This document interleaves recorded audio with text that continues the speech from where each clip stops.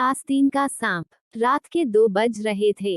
घर के सभी लोग गहरी नींद में थे। सीमा चुपचाप उठी और बगल वाले कमरे में चली गई। उस कमरे में उसका देवर सुनील सो रहा था। सीमा सुनील के बगल में आकर लेट गई और उसके बालों में उंगलियां फिराने लगी। उसके लगातार ऐसा करते रहने से सुनील जाग गया और बगल में अपनी भाभी को लेटा देख धीरे धीरे मुस्कुराने लगा। एक दूसरे को सहलाते और चूमते रहने के बाद देवर भाभी ने जब तक ताकत रही जमकर एक दूसरे के साथ खेले। दोनों को एक दूसरे के साथ लेटे हुए सुबह के 5 बज चुके थे। सीमा जब अपने कमरे में जाने लगी तो सुनील ने उसे पकड़कर फिर से घसीट लिया। जाने दो ना, तुम्हारे भैया जाग गए होंगे, सीमा ने इठलाते हुए कहा। अरे भाभी, जाग गए होंगे तो जागने दो न उन्हें। मैंने तुम्हें पाने के लिए कितना कुछ किया है। वैसे भी उनको यह सब हमारा प्लान समझ में नहीं आएगा। इतने स्मार्ट नहीं हैं वे, सुनील ने अंगड़ाई लेते हुए कहा। सुनील की इस बात पर दोनों ही खिलखिलाकर हंसने लगे और सीमा अपनी साड़ी और पल्लू सही करके अपने कमरे में चली गई, जहां उसका पति विनोद सो रहा था। उसने एक नजर अपने पति की ओर डाली और उसके माथे को चूम लिया। विनोद ने आंखें खोली और कहने लगा, सीमा, तुम मुझे कितना प्यार करती हो। रोज मेरे माथे पर चूम कर जगाती हो। मुझे यह बहुत अच्छा लगता है। मैं कितना खुशनसीब हूँ जो मुझे तुम्हारी जैसी पत्नी मिली। यह कहकर विनोद ने सीमा को अपनी बाहों में भर लिया। विनोद और सुनील का कपड़ों का कारोबार था। विनोद बहुत ही सीधा और सज्जन था, जबकि सुनील एक आवारा और गलत संगत में पड़कर इधर उधर पैसे बर्बाद करने वाला लड़का बन गया था। सारा कारोबार विनोद ने ही संभाल रखा था, जबकि सुनील सिर्फ इधर उधर घूमता और दोस्तों पर पैसे लुटाता था। सुनील को एक लड़की से प्यार भी हो गया था, जिससे वह शादी करना चाहता था। वो लड़की और कोई नहीं, बल्कि बाद में उसकी भाभी बन चुकी सीमा ही थी। पर उस समय जब सुनील ने सीमा के घर वालों से अपनी शादी की बात कही तो सीमा के पिताजी ने साफ मना कर दिया था, हम तुम्हारे जैसे आवारा लड़के से अपनी बेटी की शादी नहीं करेंगे। पर सुनील और सीमा के लिए एक दूसरे के बिना रह पाना नामुमकिन था। जब दोनों को अपनी शादी हो पाना मुश्किल लगा, तो दोनों ने आपसी रजामंदी से एक योजना बनाई। हालांकि विनोद और सुनील दोनों सगे भाई थे, पर उनमें काफी खुलापन था। लड़कियों को लेकर भी आपस में काफी हंसी मजाक भी चल जाता था।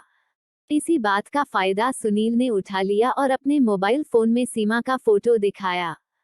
फोटो देखते ही विनोद को सीमा बहुत पसंद आ गई। अरे सुनील, यह लड़की तो बहुत खूबसूरत है, विनोद ने उतावला होते हुए कहा। हाँ भैया, खूबसूरत तो है। पसंद हो तो बात चलाऊं, सुनील ने पासा फेंका। अरे नहीं नहीं, ये सब अच्छी बातें नहीं हैं, विनोद थोड़ा शर्मा सा गया।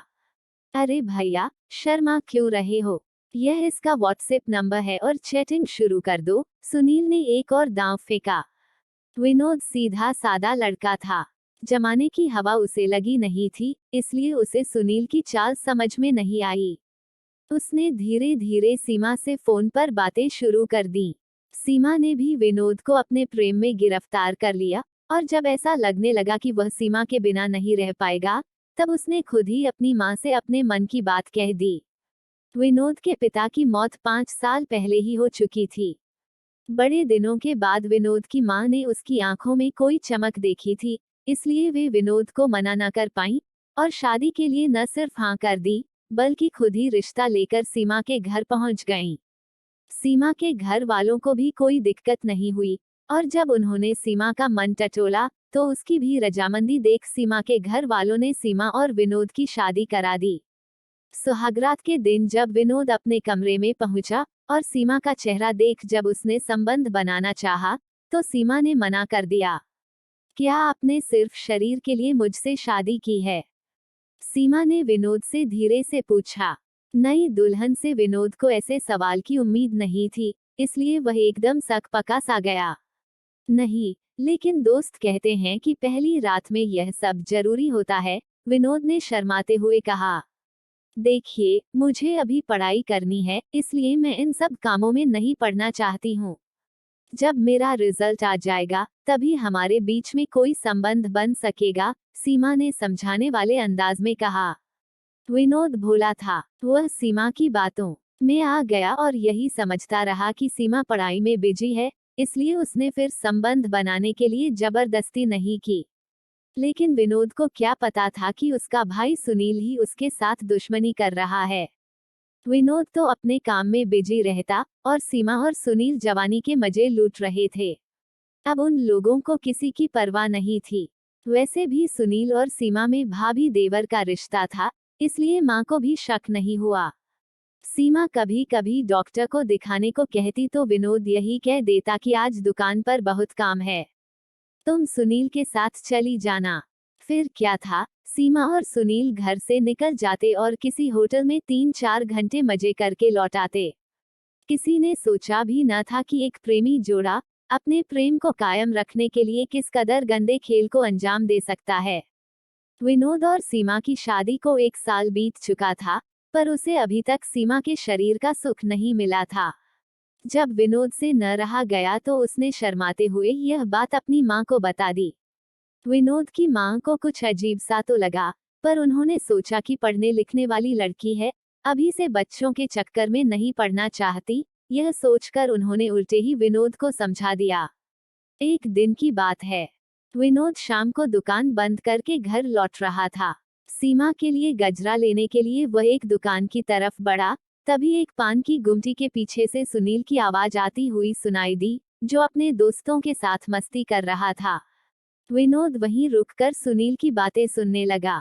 एक दोस्त सुनील से कह रहा था, अरे भाई सुनील, दिमाग हो तो तेरे जैसा। कैसे अपनी गर्लफ्रेंड को तुमने अपनी भाभी बना लिया, और अब तो जब चाहे जितनी चाहे उतनी बार मौज ले सकता है। अरे यार, मैं यह सब नहीं करना चाहता था, पर सीमा का बाप मुझ जैसे आवारा लड़के से अपनी लड़की की शादी करना ही नहीं चाहता था, इसलिए मुझे उसकी शादी अपने भैया से करवाने का यह नाटक करना पड़ा। सुनील नशे में सब कहे जा रहा था। विनोद के कानों में मानो किसी ने पिघला सीसा भर दिया था। लेकिन दोस्तों, सीमा भी बड़ी चालाक निकली। उसने आज तक भैया को अपना शरीर छूने तक नहीं दिया है, पर उसे क्या मालूम कि सीमा के सीने पर मैं कई बार अपनी कलाकारी दिखा चुका हूँ और आगे भी दिखाता रहूंगा। इतना कहकर सुनील जोर जोर से हंसने लगा। अपने खिलाफ इतना बड़ा धोखा होने की उम्मीद विनोद को सपने में भी नहीं थी, और जिस तरह से सुनील ने सीमा के लिए गलत बातें कह रखी थीं, उनसे विनोद का खून उबाल मारने लगा था। बेईमान, कमीने, धोखेबाज, भाई होकर तूने भाई को धोखा दिया, चिल्लाते हुए विनोद ने सुनील को एक जोरदार तमाचा मार दिया। अपने दोस्तों के सामने हुई इस बेइज्जती को सुनील सहन नहीं कर पाया और उसने भी विनोद पर हाथ छोड़ दिया। दोनों भाई आपस में ही लात घूंसे चलाने लगे। सुनील का खून गर्म तो था ही, उस पर शराब ने और भी गर्मी चढ़ा रखी थी। और ये गर्मी तब शांत हुई जब उसने शराब की टूटी बोतल अपने भाई विनोद के सीने में उतार दी। दर्द से छटपटाता विनोद खून से नहा उठा था और कुछ देर में वह शांत हो गया। उसकी मौत हो चुकी थी। सामने भाई विनोद की लाश देखकर सुनील पहले तो घबराया, पर बाद में पुलिस की कार्यवाही और इस झमेले से बचने के लिए उसने प्लान बनाया। सुनील और उसके दोस्तों ने पुलिस में यह बताया कि कोई लूटने के मकसद से विनोद का खून कर गया है, और पर्स, मोबाइल फोन, घड़ी वगैरह भी उन लोगों ने ठिकाने लगा दिया। विनोद अपने हाथ में एक सोने की अंगूठी पहने रहता था, जिस पर सुनील का दिल आ गया, इसलिए वह अंगूठी सुनील ने पुलिस को न देकर अपने पास रख ली। पुलिस ने भी सुनील की बात को सच मान लिया और लूट का केस मानकर केस बंद कर दिया। विनोद की मां ने भी अपनी फूटी किस्मत समझकर आंसू पोंछ लिए। विनोद के मरने के बाद मां एकदम अकेली हो गई थी और वे सीमा के कमरे में ही सोने लगी थीं। मां के सीमा के साथ में सोने से सुनील और सीमा का बना बनाया खेल चौपट सा दिखने लगा, क्योंकि अब उन दोनों को जिस्मानी जरूरतें पूरी करने की आजादी नहीं मिल पा रही थी। इसलिए सुनील ने मन ही मन एक दूसरा प्लान बनाया। माँ, विनोद भैया के जाने के बाद से आप बड़े अशांत रहने लगी हो, आपको शांति मिले, इसलिए चलो, मैं आपको और भाभी को हरिद्वार घुमा लाता हूँ। कुछ दिन आश्रम में रहेंगे तो मन भी हल्का हो जाएगा, सुनील ने मासूमियत भरे लहजे में अपनी माँ से कहा। अरे बेटा, मैं अब बूढ़ी हड्डियां लेकर कहाँ जाऊंगी। तुम और सीमा ही हो, आओ, मैं यहीं रहकर घर की देखभाल करूंगी, माँ ने कहा। अंधे को क्या चाहिए, दो आंखें। सुनील और सीमा जो चाहते थे वही उनको मिल गया। फिर क्या था, दोनों ने खूब रुपया पैसा इकट्ठा किया और निकल पड़े शांति की तलाश में। पहले तो शहर में जाकर उन्होंने होटल में कमरा लिया और जी भरकर अपने जिस्मों की प्यास बुझाई। इधर सुनील की मां घर में अकेली होने के चलते घर की साफ सफाई में लग गईं। सफाई के दौरान उन्हें सुनील के कमरे की अलमारी में विनोद की वो अंगूठी मिली जो सुनील उसको मारने के बाद ले आया था। अचानक से विनोद को लूट लिया जाना, जबकि विनोद कई सालों से उस रास्ते से आता जाता था। और आज अचानक से विनोद की अंगूठी का सुनील की अलमारी में मिलना मां के दिल में शक सा पैदा कर गया। मां ने कमरे को और खंगाला तो पाया कि उसकी बहू सीमा की चुन्नी भी सुनील के कपड़ों में मिली। मां समझ गई कि क्या मामला है, लेकिन वे कर क्या सकती थीं?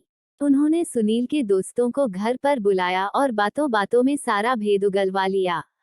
अब उनके पास एक ही उपाय था, दोनों की शादी कर देना, ताकि देवर भाभी का खेल किसी को पता नहीं चले। माँ को मालूम था कि अब सीमा के माता पिता भी कुछ न कहेंगे, क्योंकि वे विधवा बेटी का बोझ क्यों संभालेंगे।